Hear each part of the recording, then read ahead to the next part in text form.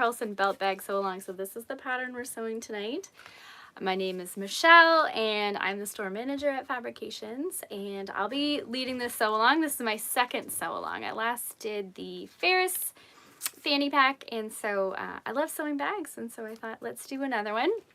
And so we're going to be sewing this bag. It's a really fun sew, and yeah, it's going to be fun. So tonight we're going to talk about everything we need for the pattern, and we will start cutting out our pieces, and then we'll next week start sewing the bag. So first, tonight we're just going to talk about stuff and maybe start cutting fabric. We'll see how much time we have left.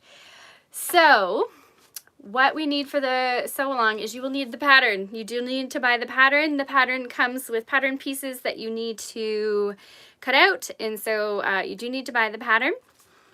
We at Fabrications have put together some kits. I'm going to be sewing this kit tonight, which is a canvas with a turn lock. We'll talk about the different features of the bag in a minute.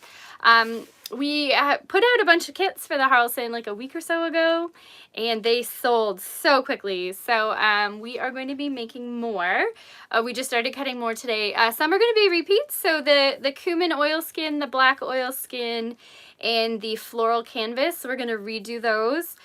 Some of the lining fabrics are going to be different, but the main outside part of the bag is going to be the exact same. And then we have a couple new ones. So we're going to have 5 kits total. They will be limited in numbers. So once you see that they've hit the website, I would suggest purchasing as soon as you can, because we may not be able to remake the kits. But yeah, they've been super popular. And the kits are really nice because it has everything in it that you need. And then you don't have to go searching for stuff. And these bags often have a lot of bits and bobs that you need to get for them. And it's hard to source them from all over the place. And so we thought, hey, let's do some kits to help people get what they need. And yeah, so look for those probably early next week. We're just waiting for a few things to come in from our suppliers. So if you have any comments at all during this sew along or questions, do not hesitate to make a little comment, and I will hopefully see it and I will respond to your question or comment. So yeah, don't hesitate to do that. So let's talk about this bag. So I love Noodlehead patterns. Her patterns are really great. It's on an anagram, and she just makes really lovely bag patterns that are easy to follow. And you usually get really good results from her patterns. So we are making this bag tonight. There are 3 different closures on this bag. So this is a really cool leather closure with like a swivel hook and a D-ring. This is a turn lock, and then this is a locks closure. I have never used the locks, and I haven't been able to source them, so they'll definitely not be in the kits. But we're going to have some kits with turn locks and some leather closures. And then this is the back. You have a lovely inset zipper here. And then on the inside, there's a zipper as well. So you'll see that there is webbing for the strap. You can use this as like a belt bag or like a sling bag. I usually just wear it as a sling. I really like that style. And I don't usually wear it as a fanny pack because I grew up in the 80s and 90s and I can't relive that. So you will need a bunch of different things to make this bag. First of all, you are going to need an exterior fabric. So this is the one I'm using tonight. This is a linen cotton canvas from Achino. I don't know if I'm saying that right. It's from, its supplier is Koka, and it's from Japan. It's lovely, and so it's linen cotton. Not too heavy. You don't want anything too heavy or stiff because some of the seams you have a lot of fabrics in there, and you don't want it too thick or else you won't be able to get your machine over top of the seams. So yeah, stay away from something super heavy. You can also use oilskin on for this. So my bag tonight that I'm going to be starting will have this as the body of the bag and as the flap. You'll notice on the cover of this pattern, she's got the flap in an accent fabric and the body is in a different canvas.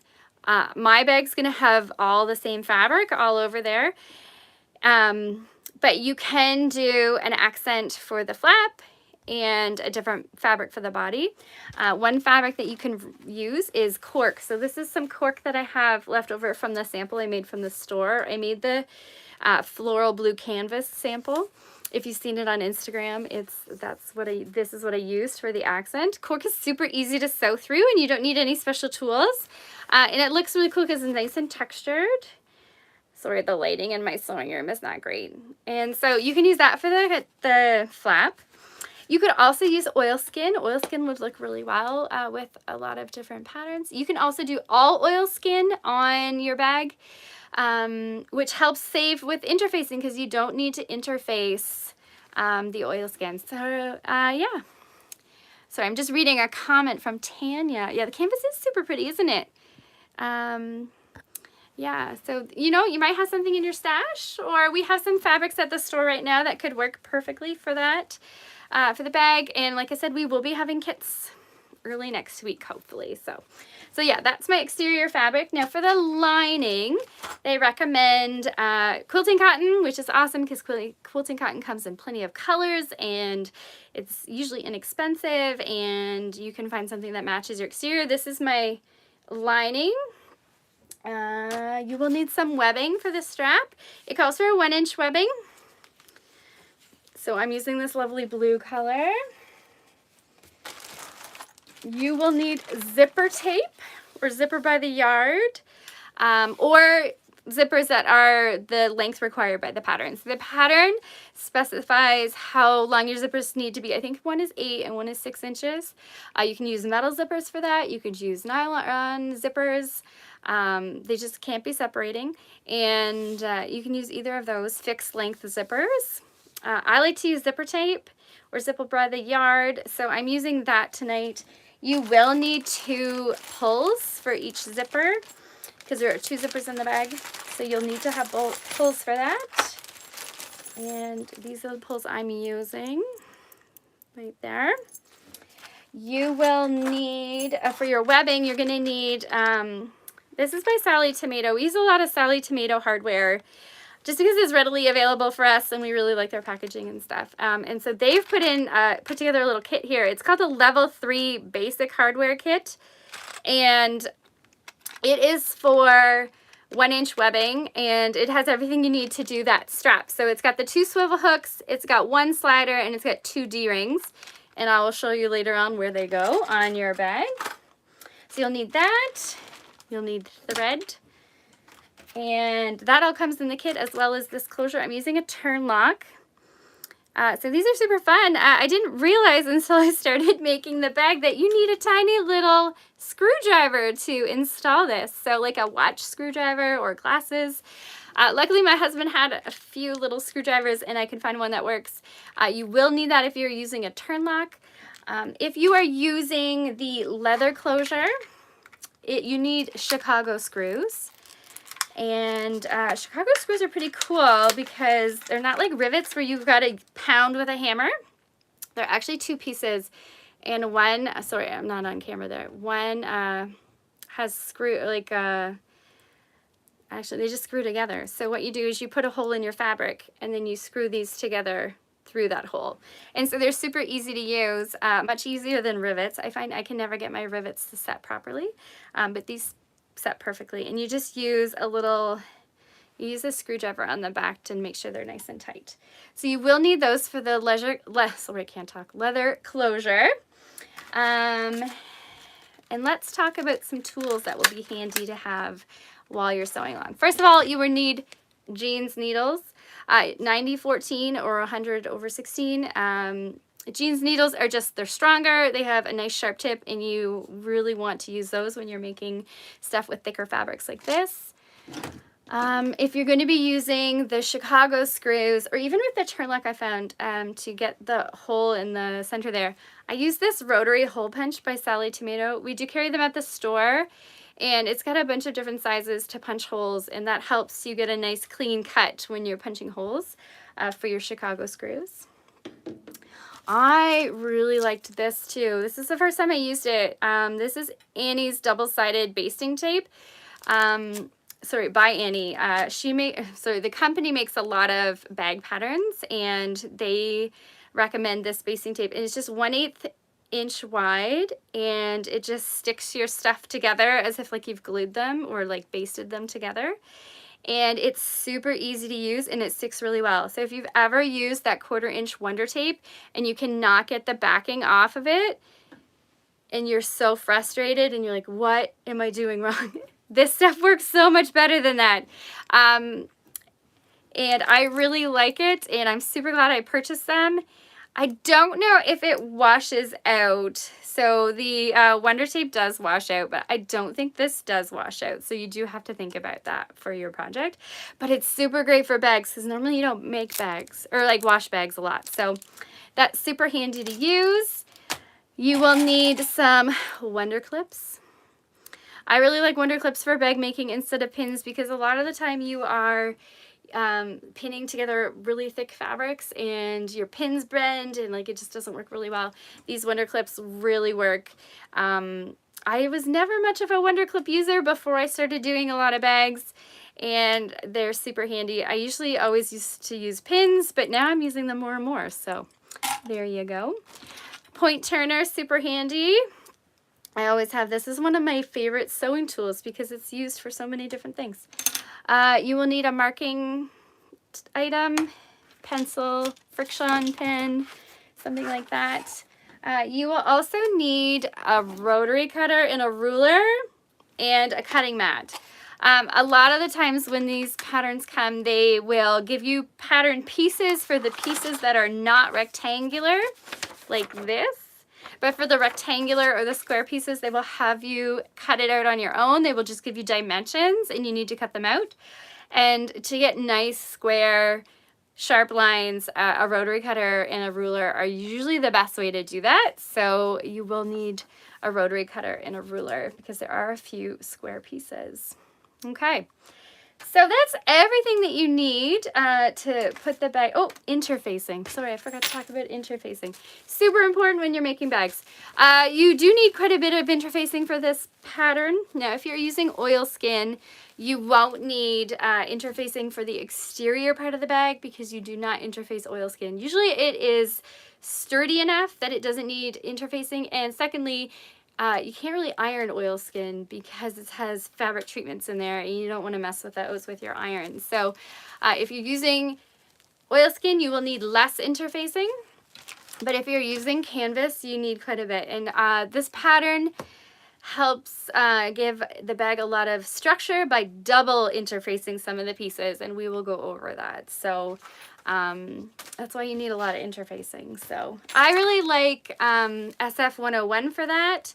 It's made by Pellin, but we also carry something called Presto woven interfacing at the store, and it works just as well. It's really good product as well. So you will need a medium weight woven fusible interfacing.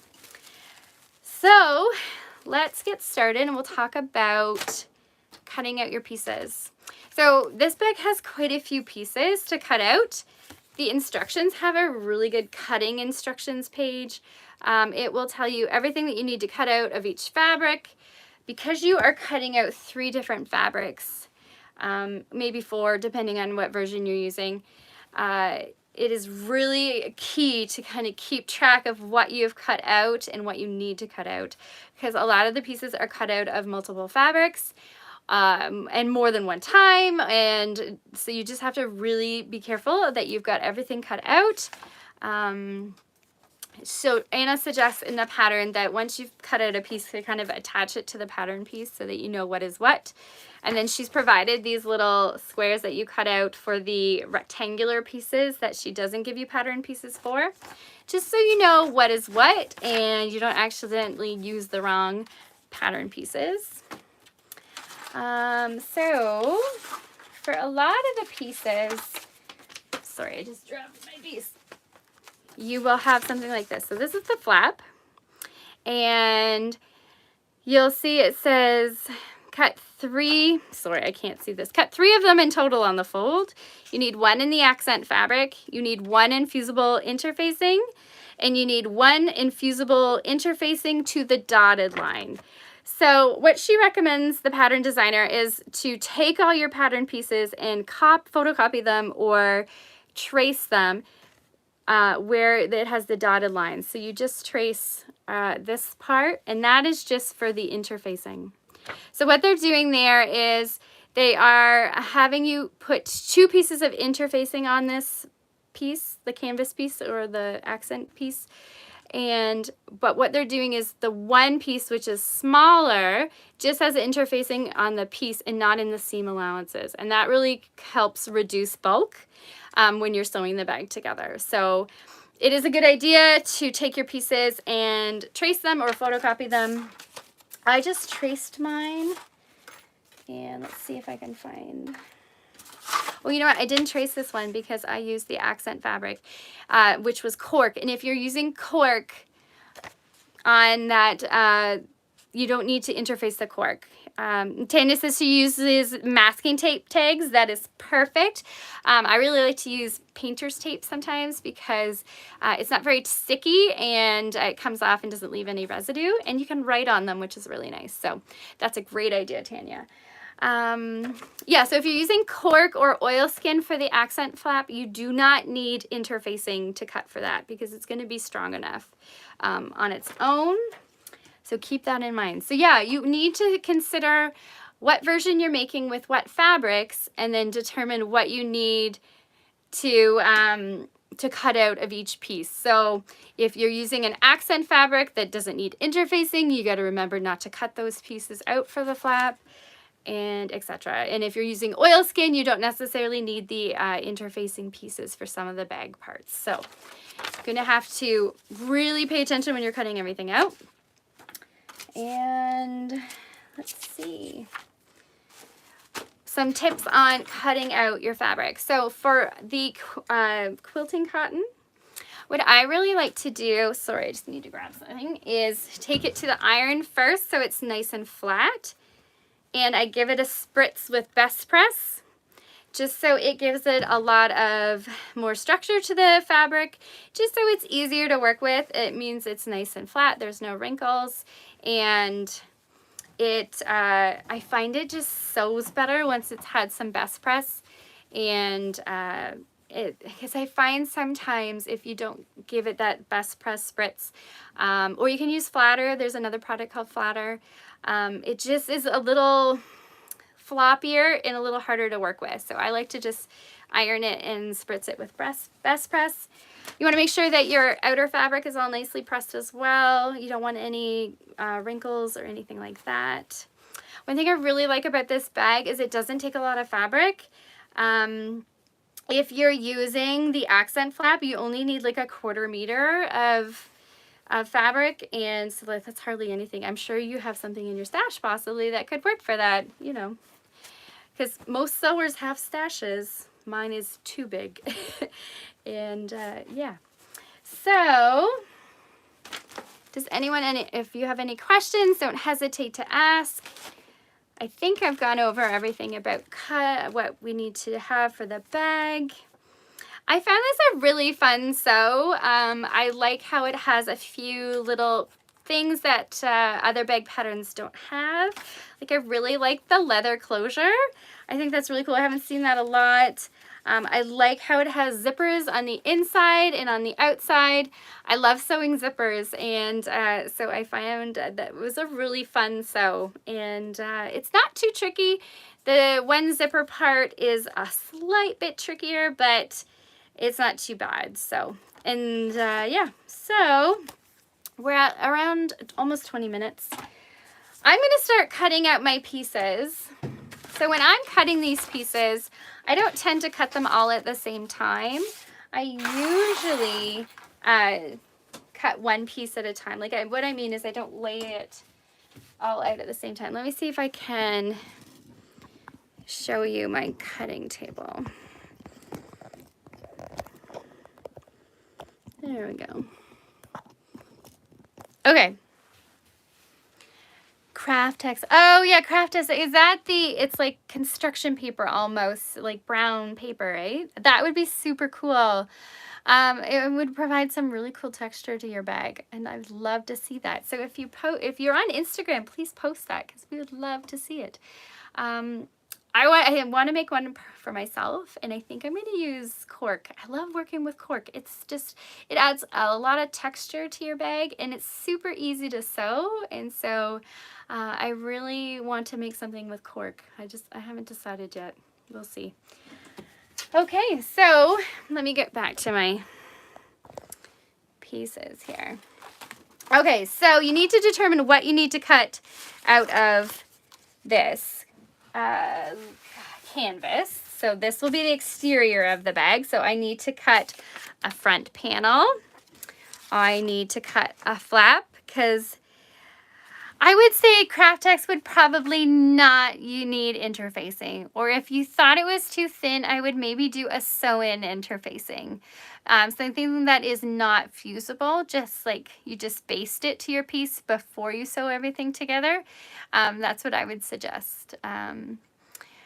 The Fabrications doesn't carry a lot of sew. Actually, we don't carry any sew-in, but Fabricland would have it, and so would C&M Textiles. But yeah, definitely I would recommend a sew-in if you find the Craftex is just not enough structure for that. Okay, so, and I need a flap. That's a lining. I need the exterior back, and then I need these strap connectors. So you'll see it really doesn't take a lot of fabric. And you also need to cut from your lining, or so your exterior fabric is zipper ends, and that's it, just your zipper ends. So your zipper ends are just little rectangles that you put on the end of a zipper. So I'm just gonna get my pattern weights. I like to use pattern weights. I just bought these really big washers from Canadian Tire, and I got like 20 for, I can't remember how much. It wasn't much though. I really like these because they have a very low profile, and I find that they work really nicely. And you got to remember that some of your pieces need to be cut on the fold, so I need to do that. And you need to pay attention if your fabric is directional. So this fabric is directional. So just going to, and I like to try to cut it so that I can maximize my fabric usage as much as possible, because you never know what you're going to want to make with the leftover stuff. So put that down.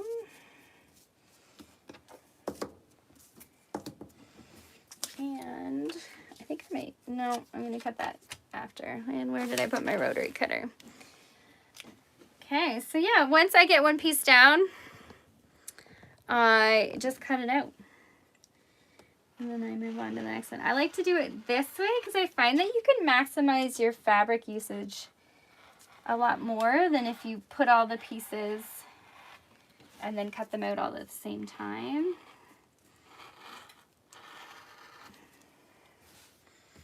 And then for that tricky corner, I don't necessarily like to use my rotary cutter. I like to use my scissors so I can get really into that square there.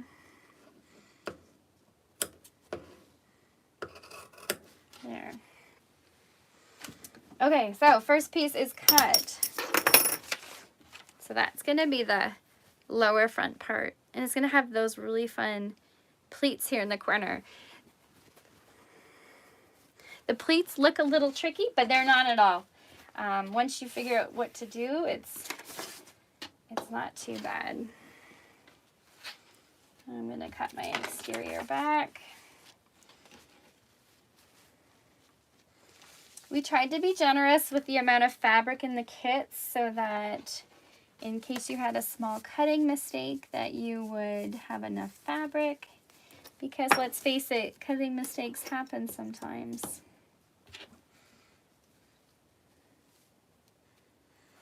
Okay.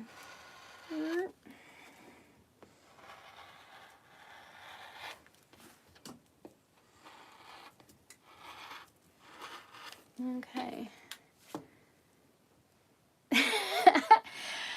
You like the sound of scissors, eh, Tanya? I am team rotary cutter for the most part, all the way. I have this really lovely cutting mat. This is the Creative Grids 30 by 60 cutting mat that they just released, and it fits my cutting table the exact size of it.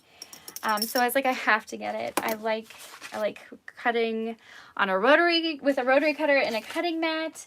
And I do sew a lot of garments, so I like to have a big cutting space, and I felt that this would be perfect. And I find rotary cutting is faster. I just prefer it than using scissors. I rarely use scissors to cut stuff out these days. Okay.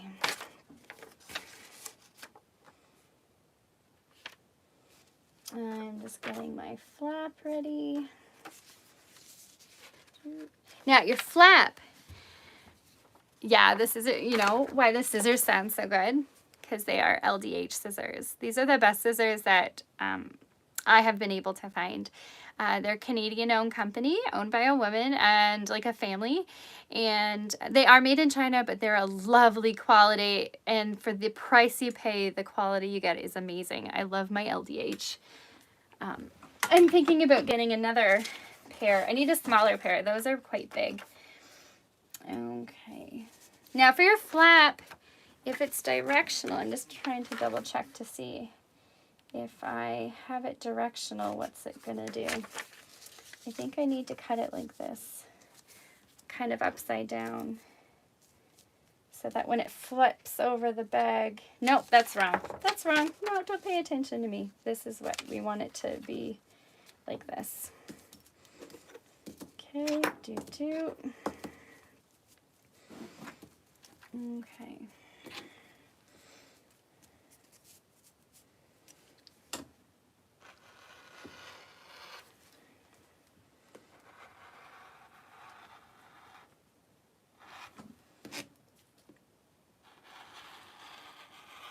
Okay. Oh, my corner wasn't cut there. Okay, so I have most of that. Now, what I still need to cut out are these strap connector pieces. You have to make sure they are on the fold, and you do need to cut 2 of them.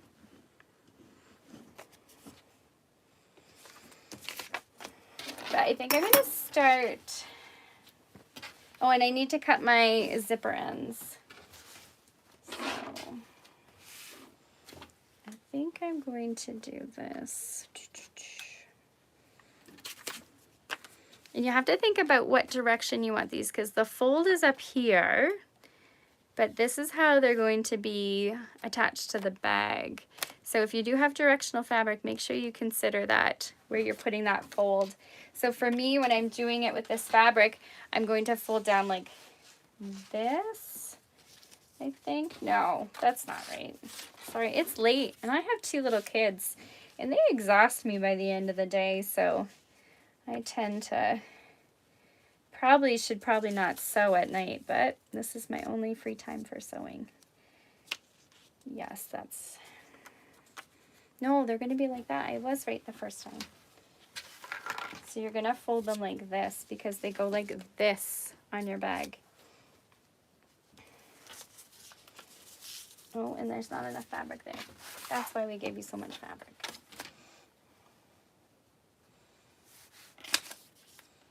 Okay.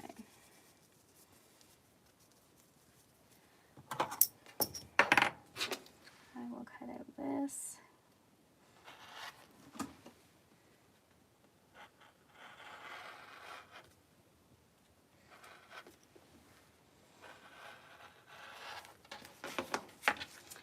Okay, so once I get, oh, that's pretty. Oh my gosh, this fabric is so pretty.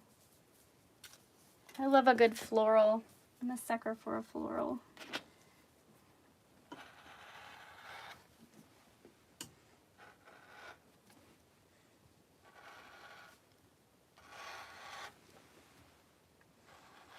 Okay, so the last thing I have to cut out is those little zipper tab things that are like 1.5 inches by 2 inches. I'm going to wait on cutting those. I'll do those later because I want to talk about cutting out your interfacing and your lining. So Anna recommends in her pattern to save time for cutting out your interfacing. What you can do is you can take your pattern pieces and lay them on top of your interfacing and use them to cut out your interfacing. It just, for some reason, is easier than cutting around a piece of paper. So that is one way you can save time. So just take your pieces, lay it on your interfacing. Note how many interfacing pieces you need to cut. So, like for example, this piece, you need to cut one of the exterior fabric. You need to cut one of your lining. You need one fusible interfacing of the whole pattern piece. And then you need 2 fusible interfacing pieces of just the pattern to the dotted line.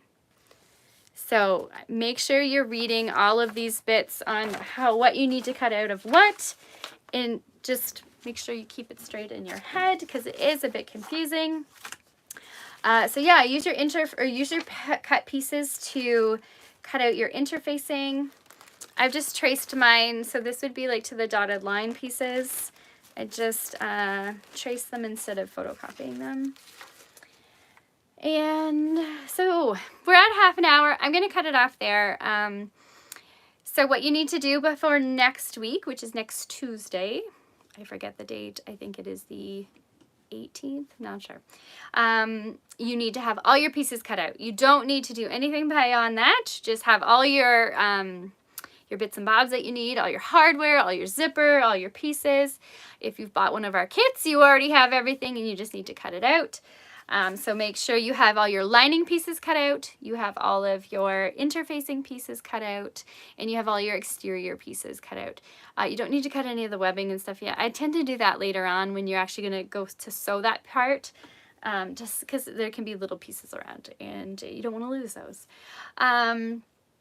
So you're cutting your lining just like you would the exterior, but just the lining pieces. And then you're cutting your fusible interfacing. If you have any questions or comments, please don't hesitate to comment on this video. We do monitor all of the comments and we will respond. If you have any suggestions or any questions about what you need to do, or you have any questions about the pattern, please don't hesitate to comment. And I might be a little bit late next week. My husband is away for the week and I have to put the kids to bed. And you know, kids always don't go to bed when you want them to, especially when you have some sort of thing you have to get to. So I might be about 15 minutes late for next Tuesday, but it will still be around between 8 and 8:30 for that.